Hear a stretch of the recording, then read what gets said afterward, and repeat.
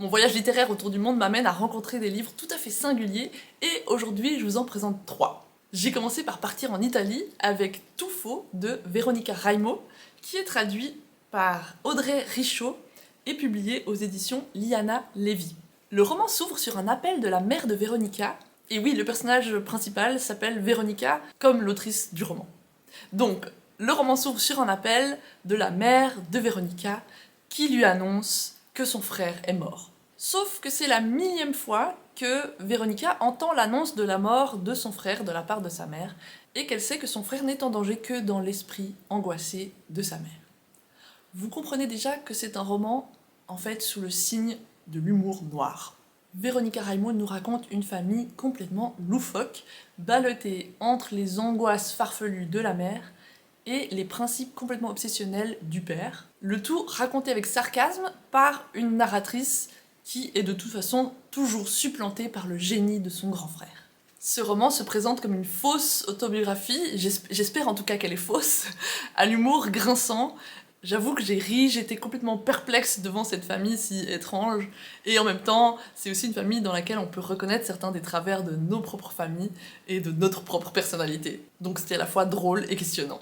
Je dois dire qu'avec ce roman, on n'apprend pas beaucoup de choses en lien avec l'Italie. Ça se passe à Rome, on a une thématique du catholicisme et aussi de la politique spectacle, mais peut-être que c'est plus cet humour que je peux imaginer comme étant un humour italien, mais peut-être qu'en fait c'est uniquement l'humour propre à Veronica Raimo, qui à mon avis fait le lien avec ce pays. Ensuite, j'ai lu le livre Mère de Teodora Dimova, qui est bulgare, et ce roman a été traduit par Marie Vrina et publié aux éditions des Sirtes en 2019. Mère donne la parole à 7 adolescents qui racontent leurs parents, et en particulier leur mère, dans la Bulgarie post-communiste et plus précisément à Sofia. Et on se retrouve face au récit de plusieurs existences, mais aussi face à une narration haletante, avec très peu de points, et à un mystère. Qui est cette fameuse Yavora qui réunit ces 7 adolescents, et pourquoi la police enquête-t-elle sur cette Yavora et sur le lien entre les adolescents et cette femme? Dans ce livre, comme le titre l'indique, on croise le portrait de différentes mères et d'une figure maternelle, cette mystérieuse Yavora. Et ces mères sont toutes aussi diverses que les mères réelles. Il y a des mères aimantes, des mères dures, des mères lointaines, des mères absentes, des mères présentes, des mères trop présentes, des mères fortes, des mères rêveuses, des mères égoïstes. Pour moi, c'est un roman sur l'amour amical, l'amour filial, mais aussi une forme d'amour un peu mystique. C'est aussi un roman sur le point de vue des enfants sur leurs parents, sur ce que c'est qu'être l'enfant de ses parents, et aussi sur la colère vers la fin du livre.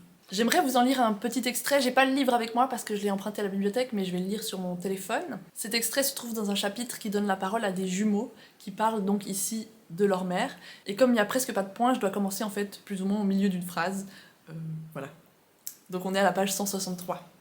Le fait d'avoir 2 enfants, au début, suscita chez elle la panique et l'effroi.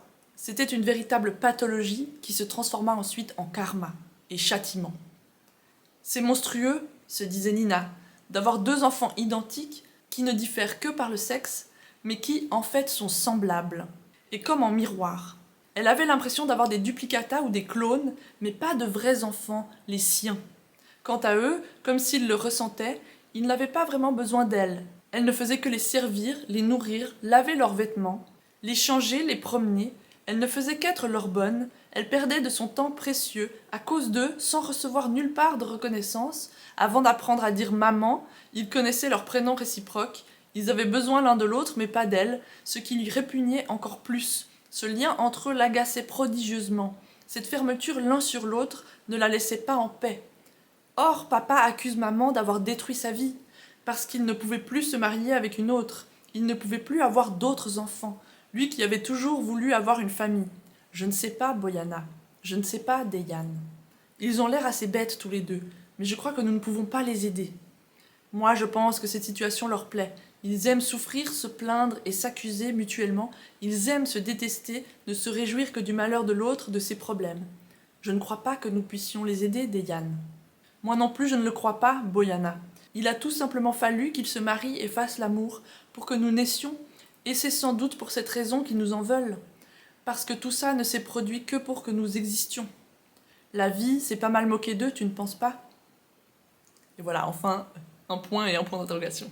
Je m'arrête ici pour ce livre et j'enchaîne avec un détour par le Monténégro. Je ne sais pas si vous vous souvenez, mais en fait, le Monténégro est un des pays pour lequel je n'avais pas trouvé de livre. Et par chance, grâce à mon collègue, merci beaucoup Yannick, je suis tombée sur un roman qui a été écrit par un auteur du Monténégro. Alors pour dire la vérité, c'est un auteur qui est né en Serbie et Monténégro, donc à l'époque où le Monténégro n'était pas un état à part entière. Mais j'ai décidé de quand même le compter pour le Monténégro, puisque maintenant, cet auteur est un auteur du Monténégro. Voilà, c'est pas simple. Donc, le livre dont j'aimerais vous parler et qui vient du Monténégro s'intitule La bouche pleine de terre, et il a été écrit par, excusez-moi, je dois lire le nom parce qu'il est trop compliqué pour moi, Branimir Stepanović. J'ai probablement prononcé faux. Il a été traduit par Jean Desca et publié à L'Âge d'Homme. Ce roman est très court, très intriguant, et j'aimerais le comparer à L'Absurde de Beckett. Ça a suscité chez moi un peu la même sensation de lire ce livre que lorsque je lis des livres de Beckett, que j'adore par ailleurs. Dans La bouche pleine de terre, on suit un homme qui a appris qu'il avait une maladie mortelle et qu'il n'a plus que quelques semaines ou mois à vivre. Cet homme décide alors de courir dans la forêt, se pendre. Mais sur le chemin, il croise deux personnes qu'il ne connaît pas et s'enfuit. Il s'enfuit, il se met à courir, et les deux personnes qu'il a croisées, intriguées, lui courent après. Et en fait, ce livre, c'est l'histoire de cette course-poursuite et de ce qu'il se passe dans la tête de l'homme, du personnage principal, l'homme qui voulait mourir, de ce qu'il se passe dans sa tête pendant cette course qui devient de plus en plus absurde, une course effrénée avec des poursuivants de plus en plus nombreux, des gens qui sont d'abord curieux, qui veulent l'aider, et qui deviennent finalement haineux, colériques, fâchés d'être menés en bateau, si on veut, par cet homme qui court devant eux. C'est un roman vraiment intriguant, étrange, vraiment il est très court et très poignant, ça vaut la peine de le lire si vous êtes prêt à supporter un petit peu d'absurde. Donc si vous avez aimé Beckett, ou dans une toute autre veine, Arto Pasilina, comment s'appelle ce livre déjà? Petit suicide entre amis.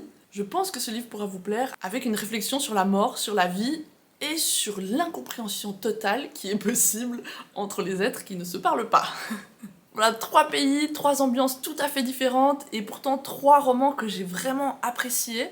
Je vous les recommande, s'il y en a un qui vous a tenté, allez-y, foncez. Ou si vous les avez déjà lus, dites-moi ce que vous en avez pensé. Et puis moi, je continue mon voyage. Là, je suis en train de lire l'Espagne avec un gros livre de 600 ou 700 pages.